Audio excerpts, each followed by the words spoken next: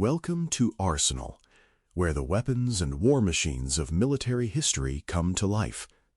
Today we explore the Aegis Combat System, guarding the United States fleet from the Cold War to the Gulf and beyond, and the crews and opponents who gave it its reputation. A longer version of this story, with fact sheets and photos, is available in the print edition on LinkedIn or by email. If you enjoy learning how technology, tactics, and human decisions come together in combat, you can find more articles, podcasts, and resources at trackpads.com. The Persian Gulf is dark beyond the carrier's wake, but inside the Aegis cruiser's Combat Information Center, there is only light. Radar scopes glow green, and large displays turn the night sky into symbols, track numbers, and moving histories. The ship's hull feels almost secondary because this room is the weapon. It is the opening night of Operation Desert Storm in early 1991. Strike aircraft are streaming inland toward Iraq and Kuwait. Tankers are holding orbits. Patrol fighters are stacked by altitude. And Iraqi aircraft or anti-ship missiles remain a real possibility beyond the horizon. A contact appears at long range. Then another. Operators call track numbers as raw radar echoes become steady computer-maintained symbols. The system correlates sensors, checks identification signals, predicts motion, and assigns threat levels faster than any manual plotting team could. Sailors still make the decisions, but they do so with a machine that never blinks and never gets tired. Arsenal is the Friday feature of Dispatch, U.S. Military History magazine. In that room, human judgment and digital speed are welded into one defensive chain. On the launcher's top side, standard missiles sit sealed inside vertical cells. Deep in the ship, watchstanders compare identification signals, flight plans, and radio calls, separating friendly aircraft from unknown tracks and routine movement from danger. No missile salvos come screaming in that night, but the stakes are still high. If the picture collapses, a coalition strike package can disappear into confusion or friendly fire. If Aegis works, hundreds of sorties move safely in and out, as though guided by an invisible hand. Aegis did not begin in the Persian Gulf. Its roots lie in Cold War fears of the North Atlantic and Norwegian Sea, where the United States Navy expected carrier battle groups and convoys to face waves of Soviet bombers launching anti-ship missiles from beyond the horizon. Each missile would be fast, low, and deadly, and the missiles would not come one at a time. They might arrive from several directions, mixed with friendly aircraft, neutral traffic, and radar clutter. The mathematics of that fight favored the attacker. Earlier missile-era air defense systems were built for a simpler problem. They could handle a handful of high-flying targets with mechanically scanned radars and individual missile batteries. But each engagement demanded operator attention and radar direction. Ships carried separate radars and directors that did not easily share information. In exercises, simulated saturation attacks showed how quickly a screen could be overwhelmed. Real combat elsewhere, including missile battles off the Middle East, added proof that modern anti-ship weapons had changed the rules. The Navy needed more than a faster missile or a better radar. It needed a unified combat system that could search, track, classify, and engage many targets at once, while giving commanders a coherent picture of the fight. The surface warfare community pushed hardest for that answer because it had to protect carriers, convoys, and amphibious forces across Cold War oceans. Out of that demand came Aegis, a powerful phased-array radar linked to a digital decision core that turned one ship into a floating air defense command post. The key breakthrough was the phased-array radar. Instead of turning a large dish, Aegis uses fixed radar faces with many small elements that steer the beam electronically. That gives faster updates and allows the system to track dozens, then hundreds of targets at the same time. Around the radar, designers built command and decision computers, weapons control processors, and shipboard displays that made the air picture usable. They were not just building hardware, they were designing a partnership between sailors and computers. That partnership came with costs. A system this powerful needed space, cooling, electrical power, trained operators, and maintainers who understood both electronics and tactics. During the 1970s, test arrays and trial ships fired at drones, rockets, and target missiles to prove the concept under tight timelines. Each success and each confusing failure fed back into new software and hardware. The first full installations went into Ticonderoga-class cruisers, and later the system moved into Arleigh Burke-class destroyers, spreading the shield across the fleet. At a glance, Aegis is a naval combat system built for long-range air and missile defense at sea.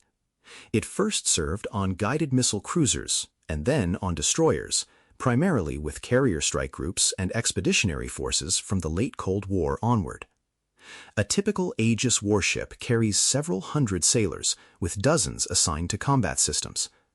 Its main air and missile defense weapons are standard missiles launched from vertical cells, supported by radar that can see and track threats at ranges measured in hundreds of miles.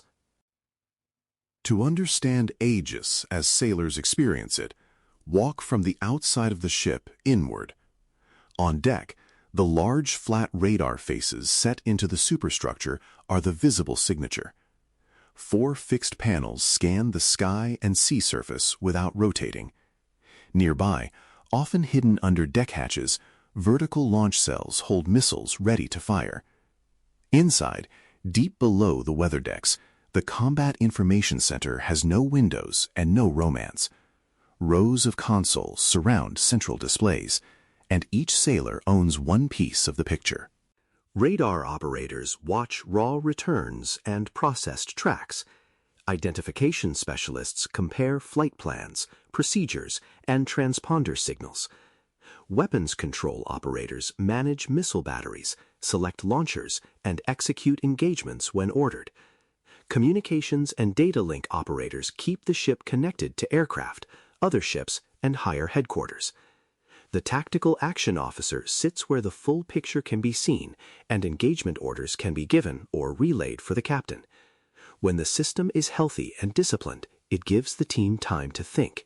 When discipline slips, it can drown them in data. Aegis first proved itself not in a world war, but off Lebanon in the early 1980s.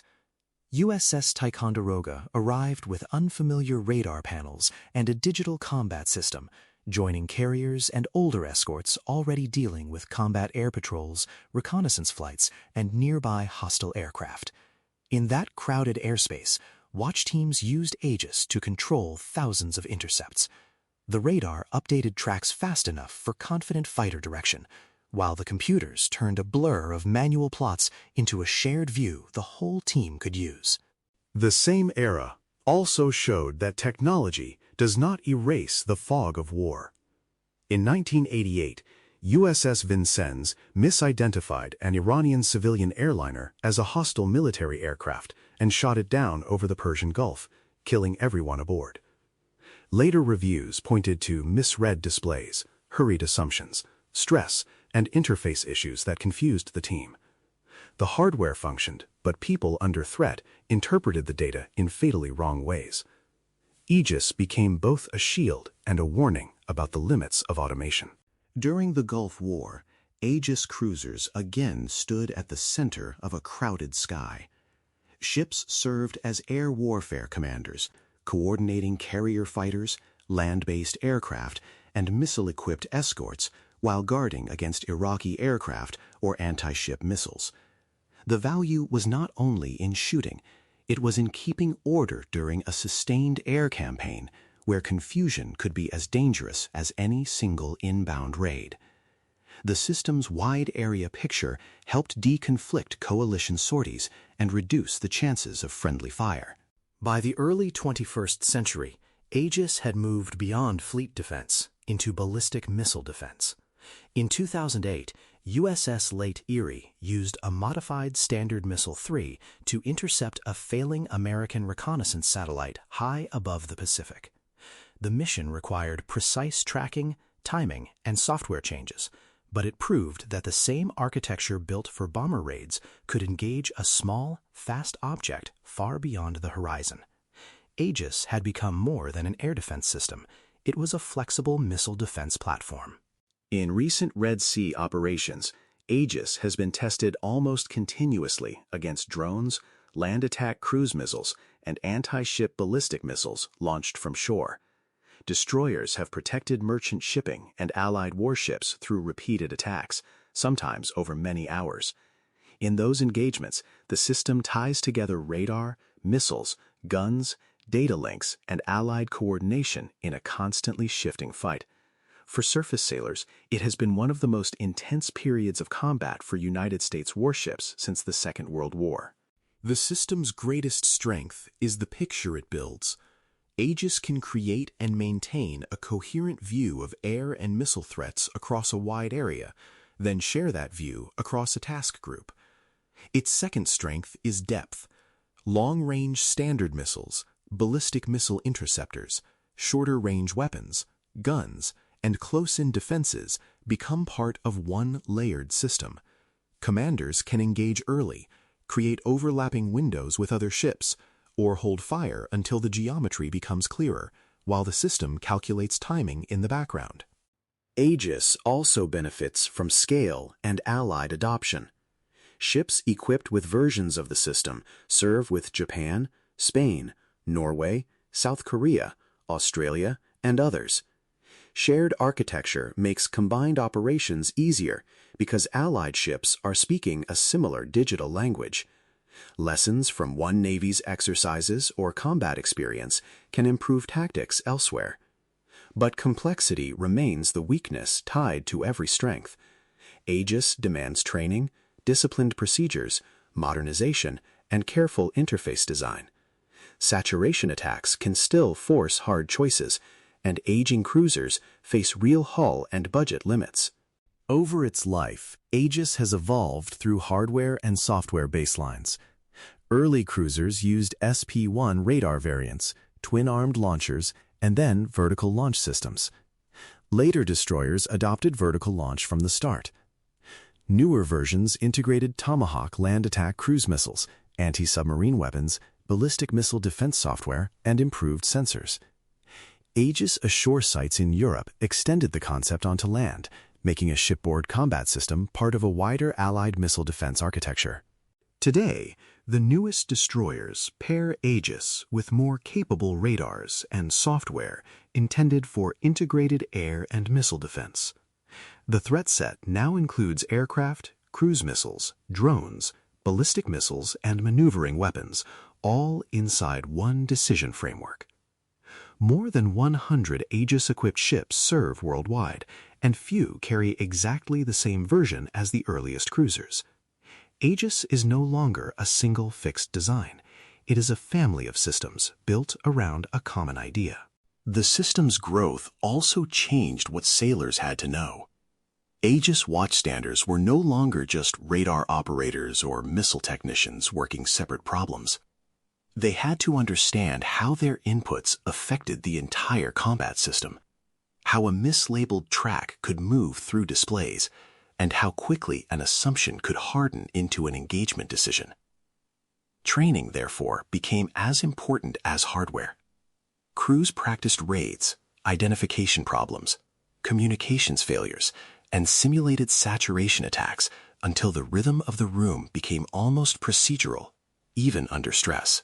The weapons tied to Aegis also changed the meaning of a surface combatant. Vertical launch cells let a ship carry a mix of air defense missiles, ballistic missile interceptors, land attack cruise missiles, and anti-submarine weapons. That meant an Aegis ship could defend the force, strike inland targets, and support undersea warfare from the same hull. The tactical problem became one of inventory and judgment. Which missile to carry, which threat to prioritize, and when to spend a precious interceptor against a target that may be only seconds from reaching someone else. Ballistic missile defense pushed those questions even further. Tracking a ballistic missile is different from tracking an aircraft or sea-skimming cruise missile, and the timelines are unforgiving. Aegis crews had to learn new geometries, new procedures, and new coordination patterns with other sensors and commanders.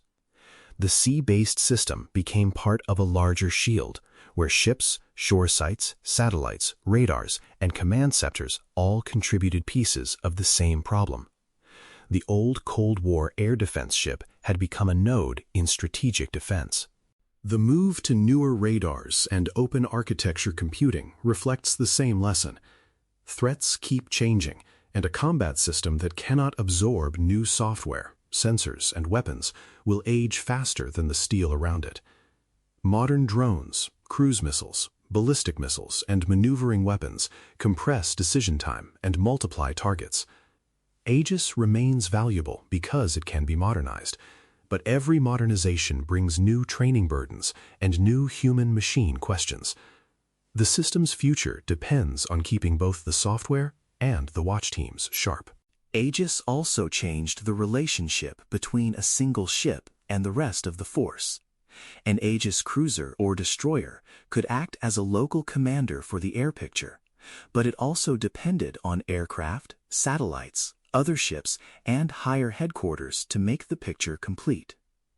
Data links extended the ship's reach beyond its own radar horizon and allowed other units to benefit from what it saw. The result was not one ship fighting alone, but a fleet thinking together at machine speed. That networked role is why the system remains central, even as individual ships age out of service. A cruiser can be retired, a radar can be replaced, and a missile can be upgraded, but the underlying idea remains.